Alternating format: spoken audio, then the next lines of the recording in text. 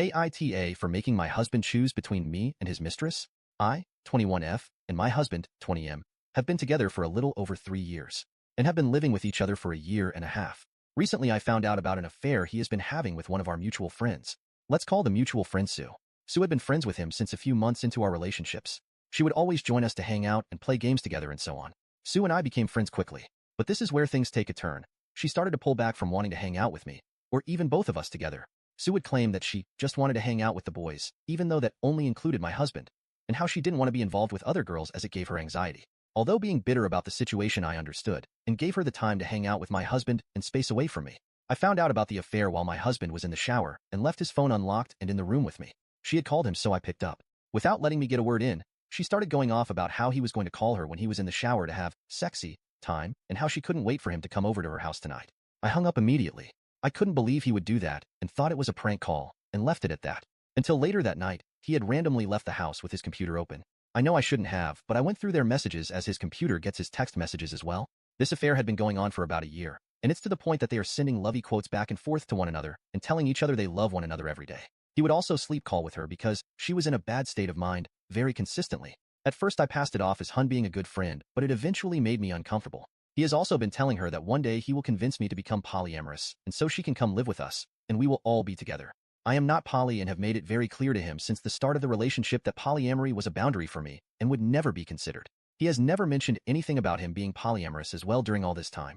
After I found out about the affair, I didn't mention anything to him for a while, but mentioning to him how I feel uncomfortable with her presence because it was obvious she had feelings for him, as well as saying I would like them to stop sleeping on call with each other, hoping that he would come to the conclusion himself and leave her.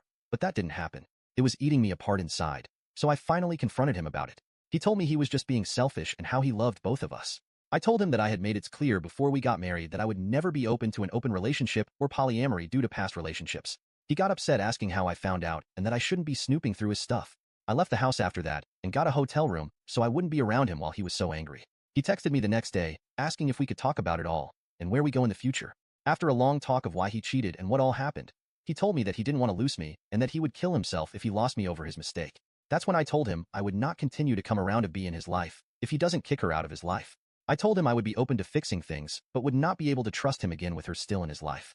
He again got very angry and said I couldn't do this to him, and I was ruining his chances of being happy. Now on to the next story. Story 2. AITAH for ghosting my cheating fiancé? So, I basically did what the title says, but for context. I, 27F, dated my ex-fiancé Jonathan, 29M, for 4 years, and we had been engaged for a couple of months. It was a good relationship, and I truly thought I would spend the rest of my life together, but I guess I was just too naive to see the truth. To keep it short, I found out he had been cheating on me with a mutual friend for a couple of months, and that group of friends in particular was covering up his affair. They were all acting strange. So I went through his phone and I found out they had like a separate group where they even made fun of me for not realizing. I was furious, and my first impulse was to berate them all. However, I ended up deciding to just disappear from their lives.